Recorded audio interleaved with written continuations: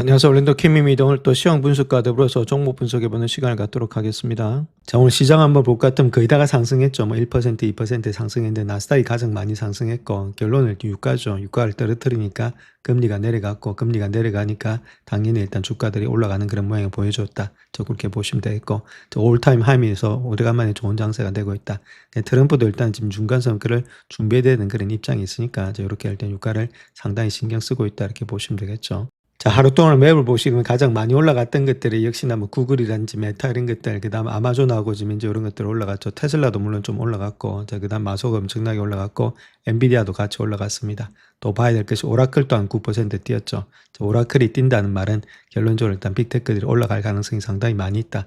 그렇게 보시면 되겠고, 샌디스크라든지 델 이런 것들도 좀 올라갔는데 그에 반해서 지금 현재 시게이트라든지 웨스트 디지털 이런 것들은 좀 크게 올라가지는 못했다. 마이크론 테크놀로지도 좀 주춤거렸죠. 이런 종목들은 좀 주춤거렸고 이때까지 왔던 베이스 까는 업체들 있죠. 그런 업체들은 좀 주춤거렸는데 반면에 그걸 갖다가 일단 돈을 갖다 줬던 회사들 있죠. 하이퍼스케일러 기업들은 상당히 많이 올라가고 있다. 지금 기업의 실적을 보니까 얘들이 좋게 일단 나오고 있으니까 앞으로 이런 돈들이 들어가는 입장에서 아무래도 그 돈들이 헛군데 사용되는 것은 아니구나 그렇게 알 수 있다는 거겠죠. 자, 그로 인해서 이런 주식들이 상승이 되고 있었고, 자, 아무래도 헬스케어 이런 것들은 좀 많이 하락이 되었고, 다음 장이 가니까 그렇게 되고 있죠. 그 다음 에너지는 좀 많이 하락이 되었다 이렇게 보시면 되겠죠. 전반적으로 인더스트리 이런 것들도 좀 많이 올라갔고, 그래서 시장이 조금 빅테크 중심으로 장이 좀 형성되고 있다. 그래서 올라갈 때 참 오라클이 올라갔다는 것 자체가 아무래도 좀 고무적이다 이렇게 말씀드릴 수 있겠죠. 그래서 어느 정도 이런 것들이 이때까지는 프리캐치 프로 때문에 많이 일단 고통을 받았는데, 자, 그런 것들은 시장에서 어느 정도는 지금 이제 아무래도 이익을 위해서 돈을 투자하구나. 자, 그렇게 현재로서 생각하고 있다. 이렇게 보시면 되겠죠. 자, 러셀도 마찬가지로 보시게 되면 아무래도 소프트가 좀 많이 좋았다. 이렇게 말씀드릴 수 있겠고, 그와 더불어서 뭐 반도체도 나쁘진 않았다. 이렇게 보시면 되겠죠. 약간 일단은 자, 빨간불이 있죠. 여기는 뭐 거의 다 파란불인데, 그 다음에 일단 인더스트리 이런 것들도 상당히 좋게 갔고, 자, 헬스케어만 조금은 안 좋게 갔습니다. 그래서 전반적으로 뭐 S&P 500하고 비슷한 모양이다. 이렇게 보시면 되겠죠. 자, 그래서 하루 동안의 퍼포먼스 보게 되면 11개 섹터 중에서 한 8개가 올라갔고, 나머지 한 헬스케어, 컨슈머 디펜스 이런 것들, 에너지, 경기 방어주 중심으로 좀 하락을 했죠. 그래서 잘 가는 종목들이 역시나 같다 이렇게 보면 되는데, 커뮤니케이션 서비스 이런 것들 같죠. 그래서 메타, 구글, 자, 아마존 이런 것들이 올라가니까 같이 갔고, 테크놀로지도 한 1.57% 올라갔다. 전형적인 자, 기술주 중심의 상승장이 오늘 하루 동안 연출되었다 이렇게 보시면 되겠습니다. 자, S&P 500의 지수 한번 보겠습니다. 일단 박스권이다 이렇게 말씀을 드렸습니다. 그 박스권 이제 상단에 와 있습니다. 하단에서 상단에 오면서 이렇게 불플렉이 된다고 말씀을 드렸죠. 올라가서 옆으로 누운다면서 다시금 올라가는 장세. 자, 그런 장세가 현재 나타나고 있는 것이 S&P 500이 되지 않겠는가. 자, 그렇게 볼 수가 있겠죠. 그래서 좀 더 상승의 추세는 계속해서 될 것으로 보여지고 있습니다. 자, 나스닥도 마찬가지로 직전 저점을 깨면서 했지만 다시금 V자 반등되면서 박스권으로 위로 올라와 있다 이렇게 보시면 되겠고, 또 다시금 상승의 추세는 계속되면서 모든 이평선을 갖다가 다 뚫어버렸으니까 추세가 계속해서 반등이 되겠죠. 다우도 마찬가지로 직전 고점까지 와 있는 상태에 있고, 러셀도 상당히 좋은 모양이 있다. 모든 것들이 일단 어느 정도 박스권이 일단 돌파가 되는 모양이 있다 이렇게 보시면 되는데, 자, 그 이유는 뭐 6개월, 5일 같은 것들이 많이 좀 드랍됐죠. 한 8% 하락되면서, 자, 이런 것들로 인해서 10년물 금리가 0.72% 하락한 4.684, 4.7을 갖다 내려왔고, 30년물 금리도 5.23까지 좀 내려왔다 이렇게 보면 되겠죠. 아직까지 더 내려와야 되는데, 자, 그럼에도 불구하고 어느 정도는 좀 안정이 됐다 이렇게 보시면 되겠죠. 자, 재패니스 이엔 한번 보겠습니다. 이엔은 오늘장에서 157인데 155까지 내려왔죠. 자, 그랬던 것은 아무래도 미국이 많이 도와줬다 이렇게 보면 됩니다. 그래서 자, 재패니스 이엔 있죠. 정말해서 일본이 미국한테 지금 이제 미국이 있죠. 아메리카한테 돈을 갖다가 좀 빌려왔다 이렇게 보시면 됩니다. 뭐를 맡기고 레포를 맡겼다는 거죠. 정말해서 미국채를 맡기고 미국채를 갖다 털어버리게 되면은 아무래도 금리가 뛰니까 안 되죠. 그래서 그 반대를 맡기고 돈을 빌려왔다는 겁니다. 얘들이 돈을 빌려와가지고 그 돈 가지고 지금 이제 자기들이 N을 갖다 매수를 했다. N을 매수하니까 달러가 급락을 했다. 자, 그 메커니즘을 갖고 있죠. 그래서 결론적으로 둘 다의 니즈를 충족했다 이렇게 보시면 되는데, 자, 그랬던 이유는 금리를 방어하려는 배센트의 의지가 있다 그렇게 보시면 되죠. 자, 그만큼 중간 선거를 이제 신경 쓰고 있다. 자, 그것이 일단 밑에 깔려 있다 이렇게 보시면 되겠습니다. 자, 반도체 지수도 약간 일단 바닥권이 되고 있는데, 물론 아직까지 추세가 완전히 상승으로 돌아 나갔다 이렇게 보긴 조금 힘들겠고, 좀 그러려면 좀 시간 더 걸리겠죠. 이렇게 하락 추세가 되고 있는 가운데 있기 때문에 기관과 시장 조정 후에 왔다 갔다 하면서 장이 이제 형성된 후에 돌파된다면 다시금 주가는 갈 수 있다. 자, 그런 장세가 있기 때문에 아직까지 좀 바닥을 다지는 장세가 되는 것이 지금 반도체가 되지 않겠나. 자, 그렇게 보여지고 있습니다. 자, 시타델의 블록딜 들어갔던 회사들을 보게 되면 5분봉을 한번 보시게 되면 네비우스 이런 것들 있죠. 아침장 이렇게 빠졌다가 다시금 크게 올라간 모양이 있죠. 있죠. 이렇게 갭으로 하락했다가 다시금 올라가는 그런 모양이 있었다. 거의 다가 이런 모양을 다 같이 띄었다는 겁니다. 코이브 마찬가지죠. 코이브도 빠졌다가 거의 다 엄청나게 올라가면서 오늘 한 20% 가까이 올라갔고, 자, 마찬가지로 아이렌 마찬가지입니다. 빠졌다가 다시 큰 폭으로 올라가고 있죠. 그래서 어느 정도 물량 자체가 다 일단은 정리가 되지 않았나. 자, 그렇게 볼 수가 있겠죠. 마찬가지로 마이크론 테크놀로지도 많이 빠졌죠. 그렇게 많이 갭으로 하락을 했다가 다시금 올라가면서 어느 정도 일단 지금 이제 물량이 다 정리된 거 아니겠는가. 자, 그렇게 볼 수가 있겠고, 샌디스크도 마찬가지로 빠졌다가 올라가는 모양이 있었다. 그래서 완전히 완전 해소가 됐다 이렇게 보기보다는 어느 정도 물량은 다 좀 정리가 돼 가고 있다. 자, 그렇게 보시면 되겠죠. 그래서 블록딜 됐던 회사들이 거의 다 물량들이 좀 많이 빠지면서 다시금 상승의 추세로 조금은 접어들고 있다. 상승의 추세라기보다는 어느 정도 왔다 갔다 하는 모양으로서 하락세 있죠. 완전한 하락세는 좀 모면한 거 아니겠는가 그렇게 보여지고 있고, 어느 기간과 또 시간 조정이 좀 거치겠다 이렇게 보시면 되겠죠. 자, 오늘 시장의 상승의 중심에 있었던 것은 역시나 트럼프의 좀 타코였다 이렇게 보면 되겠죠. 유가 하락에 따라서 다우지수가 500포인트 급등하면서 기술주, 특별히 M7 중심으로 장세가 올라갔다. 자, 그렇게 보시면 되겠죠. 자, 그 다음 또 시장에 좀 우호적인 역할을 하고 있는 것이 아무래도 시츄에이셔널 어웨어니스 이런 것들이 청산되면서 AI에 대한 매도세가 많이 사라졌다는 것들, 그 다음 국채 수익률도 많이 하락했죠. 10년물 금리가 좀 하락했다는 것들, 7bp 정도 하락하면서 4.67 정도를 기록했다. 자, 그럼에도 불구하고 투자자들 입장에서 본다면 여러 번 겪었다는 겁니다. 이런 것들을. 그런 가운데 때문에 적극적인 매수세는 들어오지 못하고 있고, 이번 갈등이 또 해력에 이르기까지는 설령 해결이 된다 하더라도 시간이 많이 걸린다. 자, 그런 것들을 알고 있다는 거겠죠.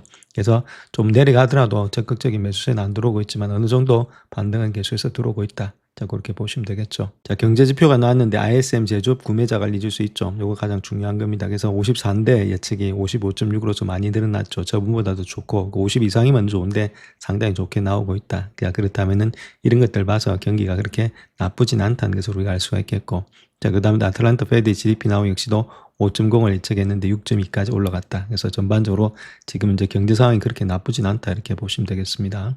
자, 그래서 이 그림을 보시게 되면 PMI 구매자 관리 지수 되고 있죠. 그래서 2024년도부터 시작해서 계속해서 우상향이 되고 있다는 겁니다. 구매자 관리 지수는 앞으로 경기 전망을 어떻게 보는지, 자, 그게 나타난 지표라 볼 수 있는데, 자, 구매자들이 재고를 갖다가 먼저 쌓으려고 하는지 아니면 주려고 하는지, 자, 그런 것들의 기업의 구매 활동과 관련된 여러 항목들이 있죠. 그런 항목들을 갖다가 수치화해 가지고 나타낸 건데 50 이상이면은 좋다 이렇게 보시면 되겠죠. 그래서 전반적으로 상당히 좋은 가운데 있다. 저 그렇게 말씀드립니다. 자, 그래서 여러 가지 항목들이 있는데, 자, 거기서 우리가 중요하게 좀 봐야 될 것이 프라이스 있죠. 가격이 내려가고 있는지 봐야 되는데, 준 있죠. 6월 달에 73이었는데, 지금 이제 7월 달에 돼서 71.1, 그러니까 마이너스 1.9, 가격이 좀 내려가고 있다는 겁니다. 요거 좀 좋은 모양이 있고, 신규 주문도 많이 늘어나고 있죠. 신규 주문 늘어나고 있고, 생산이라든지 인플로이먼트 이런 것들 다 조금씩은 늘어나고 있다. 그러면 나쁜 게 없죠. 거의 다가 늘어나고 있으니까. 그 다음 백로그 잔고, 주문 잔고도 늘어나고 있고, 그 다음에 유익 엑스포트 이런 것들도 늘어나고 있다. 그래서 전반적으로 상당히 좋은 가운데 있고, 특별히 프라이스가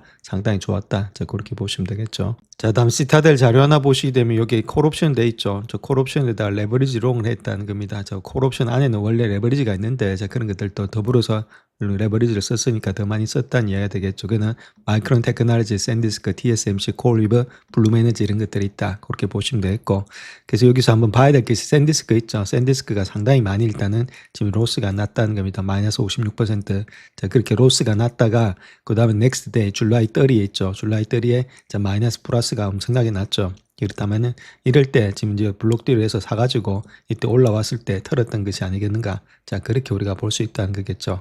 자, 그래서 현재 시타델이 갖고 있는 것이 콜옵션이다 이렇게 말씀드렸죠. 콜옵션을 레버리지로 써가지고 콜옵션을 갖고 있는데, 우리가 옵션은 주식은 원웨이입니다. 한 방향. 그 다음 선물은 투웨이 두 방향. 그냥 거기다가 플러스 알파 있죠. 속도까지 갖고 가는 것이 옵션이다. 그래서 속도가 빨라야만이 더 많이 올라간다 이렇게 보시면 되겠죠. 속도가 안 빠르면 이렇게 시간 가치 때문에 내려가는 것이 옵션인데, 자, 여기서 우리가 봐야 될 것이 이쪽에서 이제 블랙딜이 들어왔다는 거죠. 블록딜이 이쪽에서 들어와서 29일 날 들어온 다음에 주가 자체가 엄청나게 뜁니다. 자, 이렇게 갭으로 두 번이나 떼버리죠. 그만큼 일단은 강하게 올라갔다. 자, 그렇게 보시면 되는데, 그래서 올라갔던 폴 본다면 거의 한 40%까지 올라갔죠. 이렇게 올라가니까 옵션을 갖다 충분히 청산할 수 있는 그런 가치가 되었다. 그랬더니 청산을 하면서 이렇게 갑자기 이렇게 밀어버리죠. 그래서 어제 아랫장에서 이렇게 밀렸던 이유가 자, 그런 것들이 있다. 그래서 청산이 되면서, 그래서 오늘까지도 그런 청산 물량이 좀 나왔지 않았나. 자, 나오고 나서 이제 다시금 주가는 반등돼 있죠. 오늘 장도 갭으로 하락했던 이런 것들이 거기다가 옵션 물량의 청산이 있지 않았나 그렇게 생각을 하고 있습니다. 그래서 이제부터는 그런 물량들이 거의 다 떨어져 나갔기 때문에 시장 자체가 그렇게 급락보다는 상승으로 갈 가능성이 많이 있다. 자, 그렇게 보시면 보시면 되겠죠. 자, 그로 인해서 시타델은 우리는 성공적으로 시장을 조작했고 시장 내 모든 실제 수요를 갖다 없애버렸다. 진짜 사람들이 주식을 매입할 기회가 생길 때까지는 더 이상 시장을 조작하지 않겠다. 자, 뭐 그런 식으로도 이야기를 하고 있죠. 자, 그래서 시타델의 루브르 같은 경우는 초여름에 과일 현상이 대부분 해소되었다. 그렇게 말하면서 개인 투자가들의 위험을 줄였고 레버리지는 정상화되었고 시장의 집중도는 감소되었고 주요 기술적 역풍 요인들도 대부분 사라지기 시작했다.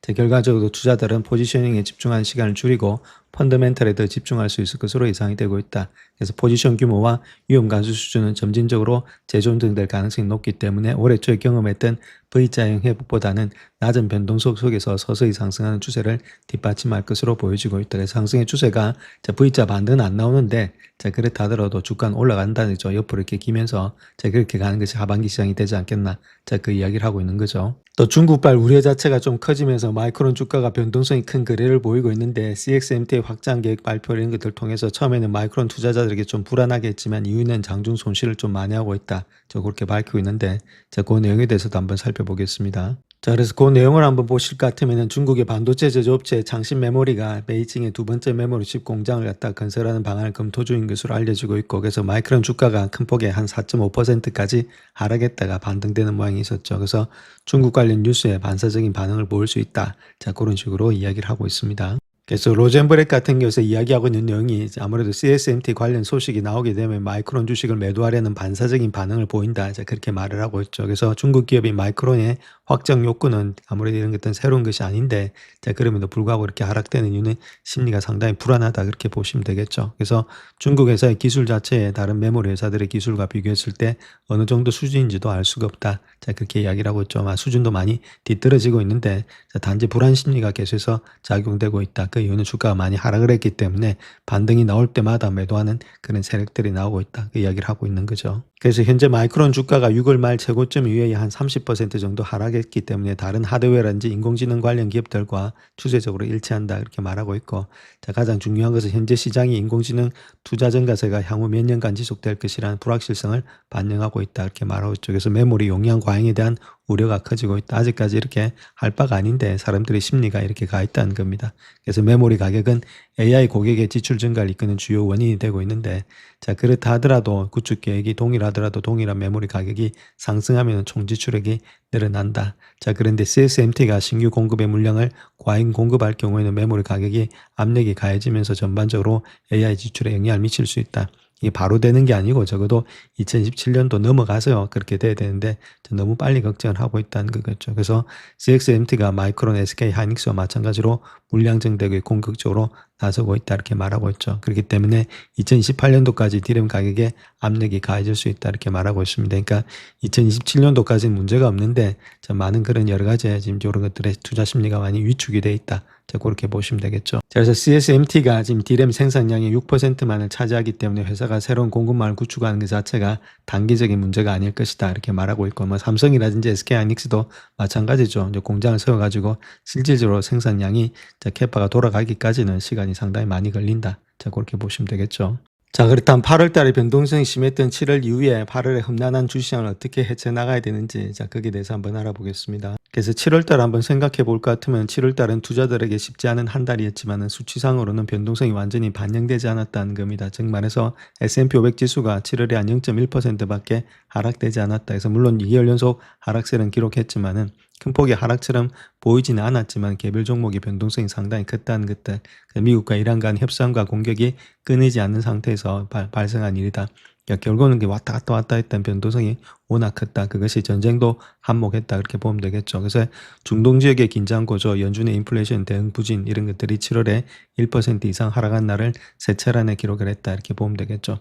금리도 왔다 갔다 많이 했고 자, 그런데 8월 달에도 상황이 크게 나아지지는 않을 것으로 보여지고 있다. 이렇게 말하고 있고 그 이유는 S&P 500 지수가 8월에 평균적으로 미미한 상승률을 기록하면서 1950년 이후에 해당 지수의 기준으로 8월은 연중 세 번째로 실적이 저조한 달이다. 그렇게 이야기를 하고 있죠. 물론 실적이 거기다가 발표되고 이제 아무리 다른 여러 가지의 이런 테마가 없으니까 그렇게 될 수도 있겠지만은 트럼프라는 또 테마가 있으니까 또 올해는 어떻게 될지 우리가 알 수 없는 상황이다. 자, 그렇게 먼저 말씀드립니다. 자, 그래서 현재 시장에서는 근본적인 관점에서 본다면 상향식 주식의 선정을 하는 것이 중요한데 포트폴리오 구성에 대해서 더 깊이 구성해야 된다 이렇게 말하고 있고, 자, 그런 주식들은 마이크론, 그다음 엔비디아, 유나이티드 헬스, 머크 이런 주식들이 있다. 이런 주식들을 좀 구성을 해야 된다. 자, 그렇게 이야기를 하고 있죠.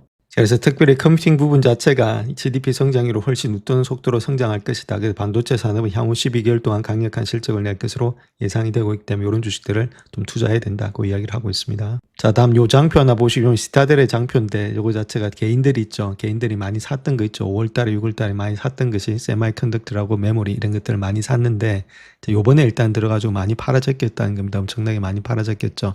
7월 말에 반도체라든지 메모리 주식에 한 20배, 지금 2년 평균치 한 20배 정도를 팔아졌겠다는 겁니다. 자, 그로 인해서 이제부터는 조금 일단 레버리지 이런 거 집중도가 많이 낮아짐에 따라서 펀더멘탈이 다시금 주도권을 잡을 가능성이 많이 있다. 자, 그렇기 때문에 이럴 때는 변동성이 낮아지면서 점점적으로 주식이 좀 상승하지 않겠는가. 자, 그렇게 볼 수 있겠죠. 그래서 지금은 요 반도체하고 메모리는 매수 관점이지 매도 관점이 아니다. 자, 그렇게 이야기를 하고 있죠. 자, JP모건 같은 경우에는 지금 최신의 메모리 시장 규모, 그걸 갖다 템 시장의 전망이 상당히 놀랍게 성장할 거다. 그렇게 말하고 있고, 디램 같은 경우는 2018년도 1조 2,400억 달러로 성장될 것으로 예측이 되고 있고, 진정한 도약은 2010년도에 나타나는데 전년 대비해서 346% 증가, 매출은 6,360억 달러에 달하고 이후에도 지속적인 성장이 된다. 그렇게 이야기를 하고 있죠. 자, 낸드 역시도 2020년도에 한 322%의 급증세를 기록할 것으로 예측이 되고 있고, 자, 그런 가운데이기 때문에 특별히 HBM의 지금 이제 성장이 두드러질 것으로 보여지고 있다. 그렇게 말하고 있죠. HBM 시장 역시도 마찬가지입니다. 2017년도까지 두 자리 숫자 또는 세 자리 숫자의 성장률을 유지하다가 2018년도에는 한 74%로 좀 둔화가 되고 있다. 그러니까 2027년도까지는 달릴 수 있다. 그렇게 보면 되겠죠. 그래서 이러한 수치가 수년간에 지속될 구조적인 호황을 또 시사하고 있고, 2010년도는 인공지능 관련된 고성능 메모리 수요에 힘입어서 생산 능력, 가격 결정력이 크게 확대되는 그런 변곡점이 보일 것이다. 그렇게 말하고 있죠. 그래서 지금 가장 중요한 주가가 많이 내려왔죠. 이제 좋은 가격이 되었다는 겁니다. 다 털고 나가서. 자, 그런 가운데 있고, 이렇게 전망이 좋다면 이제부터는 펀더멘탈에 따라서 주가가 움직일 가능성이 많이 있다. 그렇게 보시면 되겠죠. 자, 그래서 D램의 매출 한번 보겠습니다. 매출 같은 경우는 636까지 올라가고 있죠. 2016년도가 그냥 피크가 될 것으로 보여지고 있고 346%, 그 다음 2017년도가 970으로서 한 53%까지 줄어든다. 2018년도 되면 많이 줄어들죠. 그러니까 이때까지는 물론 지금 이제 346%에서 53%로 줄어드니까 자, 많이 줄어듭니다. 그러니까 주가 자체가 올라가는데 좀 비스듬히 가겠지. 요 옛날처럼 이런 식으로는 강하게 올라가진 않는다. 자, 그렇게 먼저 보시면 되겠죠. 자, 그런 가운데 있고, 그럼에도 불구하고 50% 정도의 일단 상승률은 상당히 좋은 상승률이다. 이렇게 말씀드릴 수 있겠습니다.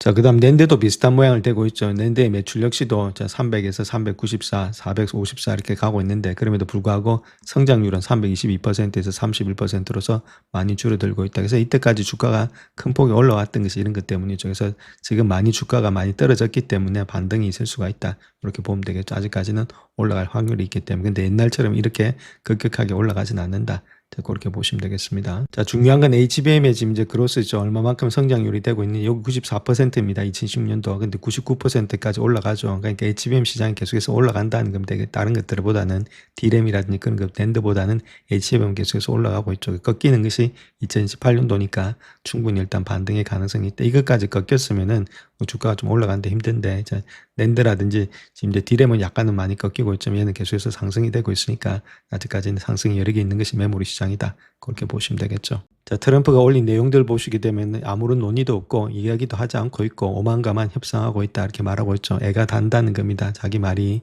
자, 그런 가운데 때문에 애가 터져 죽겠는데 빨리 협상을 해야 되는데 협상을 못하고 있다. 그래서 지금 이제 미국 해군과 우리가 병쇄를 하고 있다. 그렇게 말을 하고 있죠. 그래서 협상이나 완전한 항복이 이루어지지 않는 한 앞으로 아무것도 통하지 않을 것이다. 또 엇박질렀다가 전쟁 멈췄다가 왔다 갔다 하고 있죠. 그래서 이란은 절대 핵무기를 갖지 못할 것이다. 뭐 계속 이런 이야기만 하고 있습니다. 아직까지 완전히 된 건 없는 것으로 보여지고 있고, 결론은 지금 이제 이란한테 조금 페이스가 말려 들어가고 있다. 자, 그렇게 보시면 되겠죠. 자, 그 다음 또 이야기하고 있는 것이 쉐보론 회장 마이크 워스에 대해서 이야기하고 있는데, 뭐 잘하고 있다 이렇게 이야기를 하고 있는데, 자, 그들은 더 크고 강해져서 막대한 이익을 기대하고 있다. 자, 그러니까 제일 중요한 것은 소비자들한테 석유 가격 지금 당장 낮춰라. 그 이야기를 하고 있죠.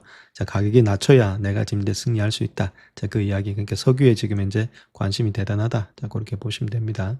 자, 2분기 이때까지 나왔던 실적을 분석해 볼 것 같으면은 지금 S&P 500하고 나스닥 100하고 있었을 때 나스닥 100이 훨씬 더 많이 가고 있죠. 자, 그만큼 일단 지금 나스닥에 우리가 조금 지수 투자한다 하더라도 나스닥 쪽에 좀 많이 투자를 하자. 이렇게 보시면 되겠고. 그 다음 지금 이제 AI 밸류 체인이 있죠. 이런 것들이 엄청나게 더 많이 올라갔다는 겁니다. 나스닥 중에서도. 이 지수에는 AR을 지원하는 반도체 뭐 제조업체도 있겠고, 클라우드, 그 다음 뭐 데이터 센터, 메모리, 하드웨어 업체 이런 것들, 네트워킹 장비라든지 전력 인프라 이런 것들이 있겠죠. 그런 것들이 가장 많이 올라갔다 이렇게 보시면 되겠습니다. 그래서 이런 쪽 중심으로 지금 이제 밸류체인, AI 밸류체인 중심으로 우리가 계속해서 투자를 해 나가야 된다. 이렇게 말씀드립니다. 자, 근데 그걸 조금 더 깊이 있게 한번 볼 것 같으면 S&P 500이 2분기 때 있죠. 2010년도 EPS의 성장률이 엄청나게 올라갔는데 45까지 갔다는 겁니다. 근데 실질적으로 요 안에 어떤 것들이 포함되고 있느냐면은 한 19 정도는 아마존이라든지 구글, 마소 이런 것들의 다른 인컴이 있죠. 지분 순차를 해가지고 얻은 이익들에게 포함되고 있다. 그런 가운데 한 26 정도가 되지 않겠는가 그렇게 보여지고 있고, 그래서 한 분기 때도 26 정도 될 것으로 보여지고 있다 이렇게 말하고 있죠. 자, 그런 가운데 이 때문에 2010년도까지는 아직까지는 뭐 큰 폭의 뭐 줄어드는 건 없다 이렇게 보시면 되겠고, 컨센서스를 본다면은. 근데 2017년도 가면은 2분기 때가 많이 줄어든다는 겁니다. 그러니까 요때가 좀 많이 줄어드니까 아무래도 상반기까지는 좀 달릴 수 있는데 요때가 좀 왔다 갔다 할 때가 되지 않겠는가 그렇게 볼 수가 있겠죠. 단기적으로 봤을 때는. 그렇기 때문에 이익이 일단 가는 것은 2024년도 말까지는 계속해서 이익은 달린다.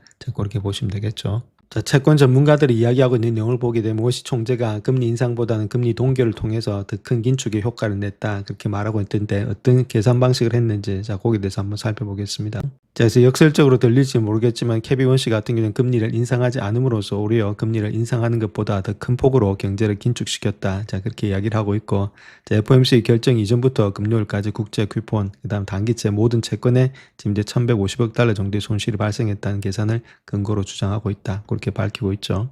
그래서 이 장표 하나 보시게 되면 수익률 곡선이 어떻게 일단 형성되고 있느냐. 자, 그 이야기를 하고 있는데, 실제하고 지금 이제 요거 있죠. 요거는 일단 가정입니다. 그래서 요번에 실제는 금리를 동결했을 때는 한 마이너스 115밀리언 정도가 지금 마이너스 되는 반면에 실제로 했을 때는 65밀리언 밖에는 지금 마이너스가 되지 않는다. 자, 금리 인상을 했다면은 단기채만 요 정도 되고 있고 장기채는 움직이지 않았을 거다. 자, 그렇게 이야기를 하고 있죠. 그래서 한 50빌리언 정도가 더 많이 일단은 지금 이제 마이너스 폭으로 돌아왔다. 그 이야기를 하고 있는 거죠.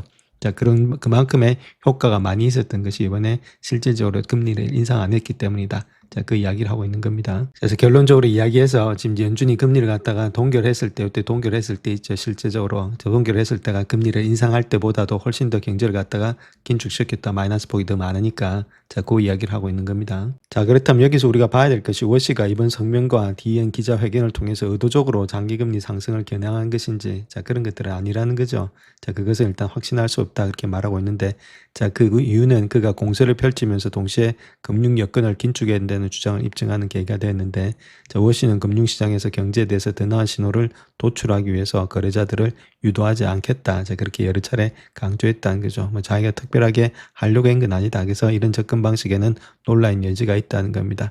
그래서 무살렘 같은 경우에 있어서는 지금 현재 시장이 아니라 연준의 역할이다. 통화 정책을 수행하는 것 자체가.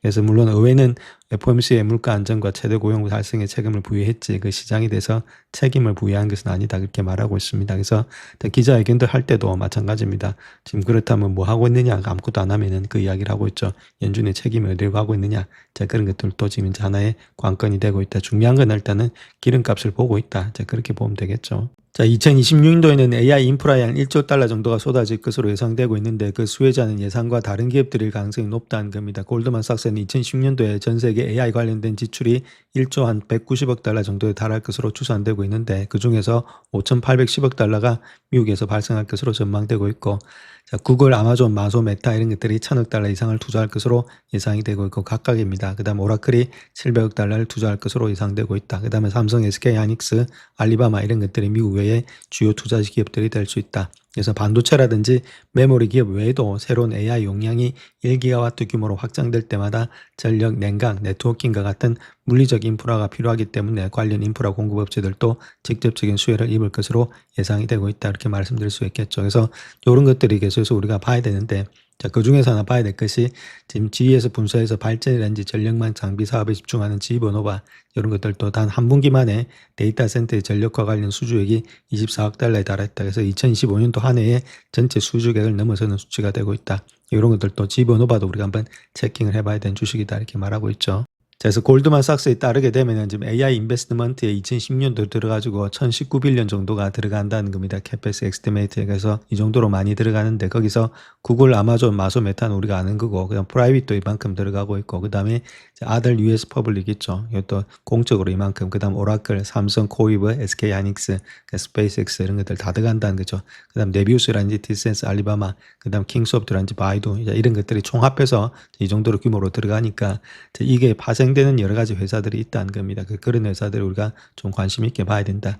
그 이야기를 하고 있는 거죠. 그래서 봐야 될 회사들이 한 4가지 정도가 있는데 첫 번째가 퀀타 서비스죠. 티크가 PWR입니다. 전력망 건설의 계약업체로서 신규 데이터 센터에 전력을 공급하는 데 필요한 송전선, 변조소를 건설, 유지, 관리하면서 이와 관련된 수주 잔고가 485억 달러에 달하는 기록적인 규모를 가지고 있다. 이렇게 보시면 되겠고, 컴포즈 시스템 있죠. 데이터 센터 건설 과정에서 배관, 환기, 냉방 설비를 설치하는 기계라든지 HVAC 이런 것들, 냉당방 공조 그런 계약업체로서 1년 동안 주가가 3배로 상승했지만 여전히 대부분에 잘 알려지지 않는 기업이다. 이거 한번 체킹하시고, 그다음 스털링 인프라스트럭처 있죠. 이것도 부지 준비, 지하시설물, 도로 기초 공사를 포함한 데이터 센터의 토목 공사를 담당하면서 1분기 매출이 예상치를 상회하는 8억 2,570만 달러를 기록했다는 것들.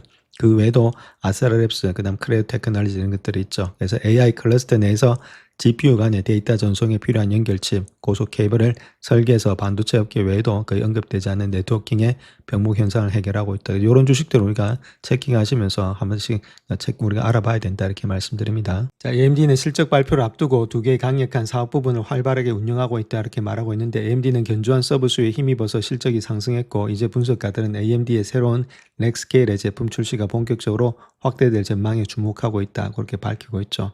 자, 그 내용에 대해서 한번 살펴보겠습니다. 자, 그래서 AMD의 경우에 있어서는 수요 환경은 여전히 견고하다 그렇게 말하면서 서스케 하나의 애널리스트가 이야기하고 있는 내용을 보게 되면 EPYC의 서버의 중앙 처리 장치에 대해서 언급하면서 서스케 하나가 최근에 전체 시장 규모를 2030년도까지 2,200억 달러로 상향 조정했다. 템 시장이 많이 넓어지고 있다. 그 이야기를 하고 있죠. 그래서 AMD 2분기 실적이 CPU 그다음에 그래픽 처리 장치를 포함하는 데이터 센터 사업 덕분에 예상보다 좋을 가능성이 높다. 자, 그렇게 이야기를 하고 있습니다. 자, 그래서 팩셋의 추정치에 따르게 되면 AMD의 6월 분기의 총 매출이 113억 달러에 달할 것으로 예측이 되고 있고 데이터 사업 부분에 있어서는 전년 대비 101% 증가한 65억 달러의 매출을 올릴 것으로 전망되고 있고 이 중에 40억 달러는 서브칩, 25억 달러는 인공지능 관련된 매출이 될 것이다. 그렇게 말을 하고 있죠. 그래서 지금 이제 조동 순이익이 1.62달러로 예상되고 있고 전년 대비 237%의 성장을 의미한다는 겁니다. 자, AMD는 전년도 실적에는 중국에 대한 수출 통제 조치로 인해서 재고라든지 관련 비용이 발생했다 그렇게 밝히고 있는데 자, 그로 인해서 지금 이제 에이전팅 AI 증작으로 인한 여러 가지 애플리케이션을 실행하는 데 필요한 서브 칩이라든지 이런 수요가 급증했고 일부 경우에는 중앙 처리 장치, 그래픽 처리 장치의 비율이 거의 같아지고 있다. CPU하고 GPU가 옛날에는 4대1 정도가 되는데 지금 1대1로 되고 있다. 그 이야기를 하고 있는 거죠. 자, 제프리스도 마찬가지죠. 그렇게 이야기를 하고 있죠. AMD가 최근에 발표한 베니스 서브 CPU의 제품군이 하반기에 상승 여력을 제공한다. 그렇게 말하고 있고 그래서 해당 칩의 평균 판매 가격이 1분기에 1,500달러, 3,000달러에서 5,000달러까지도 오를 수 있다. 가격이 상당한 상승할 가능성이 있다. 그렇게 이야기를 하고 있습니다. 자, AMD의 지금 첫 번째 렉스케일 솔루션 헬리우스의 출시를 언급하면서 다가오는 AI 확대로 인해서 상당한 성장 잠재력이 있다. 이렇게 말하고 있죠. 그래서 이 스템 이런 것들은 오픈 AI 메타 플랫폼을 포함한 고객사를 위해서 AMD의 차세대 MI450 시리즈의 GPU와 함께 배포될 예정에 있다. 그렇게 말을 하고 있고 그래서 리사 수가 지난 7월에 AI 발전 행사에서 헬리우스 프로세스의 출하가 3분기 말에 시작될 예정에 있다. 이렇게 말하고 있죠. 그래서 이런 것들이 아무래도 투자 성향에 있어서 아무래도 상승폭을 좀 가져오지 않겠나. 자, 그렇게 이야기를 하고 있습니다. 자, 마소와의 계약도 발표되고 있는데 헬리우스용의 엔트로픽 도입이 증가세를 보이고 있고 AMD는 이번 출시로 인해서 이익을 얻을 가능성이 높지만 매출의 증가의 상당 부분은 내년 4분기에 이루어질 것으로 보여지고 있다. 이렇게 말을 하고 있습니다. 자, 그런 가운데 이 때문에 3분기 매출을 125억 달러로 예상하고 있고 조동 순이익은 1.89달러로 지금 전망이 되고 있다. 이렇게 말을 하고 있죠. 그래서 아무래도 매출의 증가가 상당 부분 내년에 4분기에 이루어진다면 전망치는 또 좋지 않겠는가. 자, 그렇게도 우리가 볼 수가 있겠죠. 자, 다음 JP모건이 이야기하고 있는 내용인데 2020년도 남은 기간 동안에 기술주는 상대적으로 좀 부진할 가능성이 높다. 자, 그 이유에 대해서 이야기를 하고 있습니다. 아무래도 과도한 지출에 대한 투자자들의 우려, 소프트웨어 기업에 대한 투자 기피 현상 이런 것들이 계속될 가능성이 높기 때문이다. 그렇게 밝히고 있는데 자, 그 내용에 대해서 한번 살펴보겠습니다. 자, 그 이유를 보게 되면 이제 M7 주식이 높은 자본 지출을 강력한 성과로 이어지지 않을 것이다. 그 우려 때문에 하락할 가능성이 높다. 이렇게 말하고 있는데 오늘 같은 날에는 그 주가가 더 많이 올라가는 그런 입장이 있죠. 또한 하이퍼스케일러 기업들은지 AI 취약한 기업보다는 반도체 주식을 선호한다. 자, 그렇게도 이야기를 하고 있습니다. 그래서 특별히 소프트웨어라든지 비즈니스 서비스, 미디어 부분과 같은 이른바 AI 잠식 영역에 대해서는 투자자의 경계심이 지속될 것으로 예상이 되고 있다. 이렇게 말하고 있고 인공지능 위험에 대응해서 회복력을 보이는지 여부와 관계없이 이러한 기업들은 장기적으로 좀 어려움을 겪을 것으로 예상되고 있고 이미 상당한 성능 저하가 있었던 점을 고려해 본다면 전술적인 반등은 있을 수 있다. 기술적인 반등은 있을 수 있는데 장기적인 성장은 조금 힘들지 않겠는가. 자, 그렇게 이야기를 하고 있고 그래서 소프트웨어 관련 주식은 인공지능으로 인해서 사업 모델이 완전히 뒤바뀔 수 있다는 우려 때문에 이를 위해 상당한 매도수를 겪고 있죠. 이런 것들이 ETF에서도 나타나고 있기 때문에 이런 주식들은 조금은 너무 과도하게 지금 이제 포트에 담아서는 안 되겠다. 그 이야기를 하고 있는 거죠. 그래서 전략가들은 하이퍼스케일러 기업들이란지 AI 취약한 기업들보다는 반도체 주식을 선호하고 있다. 특히 AI 기술에 대한 투자가 증가할 가능성이 높기 때문이다. 자, 그럼에도 불구하고 하반기에는 경기 순환주가 상승세를 주도할 것으로 예상되고 있는데 자, 그 이유는 소비자의 경기 순환주 역시 더 나은 실적을 보일 수 있다. 자, 트럼프가 돈을 푼다는 겁니다. 그럼 경기 순환주들이 올라갈 수 있다. 그 이야기를 하고 있는 거고 JP모건 또한 시장의 주도권은 더욱더 확대될 것으로 전망이 이어가면서 하반기에는 몇 가지 중요한 시장의 동인이 있는데 첫 번째가 미국 경제가 이란의 전쟁을 지연시킬 가능성이 높다는 점, 두 번째는 가능한 한 완화적인 정책을 펼칠 것이라는 기대. 자, 갈등 이전에는 금리 인하를 예상했지만은 지금 금리 인하는 철회되었고 자, 그럼에도 불구하고 인플레이션이 하락하는 조짐이 보이면 연준이 더욱더 비둘기파적인 입장을 취할 수 있다. 이렇게 보면 되겠죠. 그래서 전반적으로 봐서 지금 모습에서 아무래도 이렇게 경기 순환주 중심으로 하반기엔 또 흘러가지 않겠는가. JP모건은 그렇게 보고 있다는 거죠. 자, 주시장에 좀 긍정적인 영향을 미치는 다른 요인으로 본다면 2분기 실적, 그 다음에 미국을 제외한 다른 시장의 매력적인 주가 수준을 들 수 있다. 이렇게 말하고 있는데 미국 시장은 현재 평균의 PE 레이쇼가 20.2배, 지난 20년간의 중간값보다 21% 높은 가운데 있다. 영국은 5%, 일본은 18%가 높은 수준에 있다. 그렇게 이야기를 하고 있죠. 단순히 요거만 계산해가지고 미국 시장이 조금 힘들다 이렇게 말하기 힘듭니다. 그래서 미국 외증시가 2년 연속 미증시를 갖다 앞질 가능성이 높다 이렇게 말하고 있는데 자, 그거는 좀 어불성설이 되지 않겠는가 이렇게 보면 되겠고 돈들이 다 미국으로 모이고 있는데 다른 시장에 앞서가기는 좀 힘들지 않겠나 그렇게 보여지고 있습니다. 다른 것보다는 인기 있는 반도체 주식과 과포화된 종목에 대한 과도한 포지션 이미 줄여설 가능성이 높다. 그래서 해당 그룹의 안정화에 도움이 된다. 결론적으로 반도체는 주가가 지금 이제 개인들이 많이 털고 나갔기 때문에 어느 정도 안정화되면서 상승할 여력이 있다. 자, 그것이 중요하다 이렇게 보시면 되겠죠. 영상을 끝까지 시청해 주셔서 감사합니다. 영상이 도움이 되셨다면 구독과 좋아요 부탁드립니다. 감사합니다.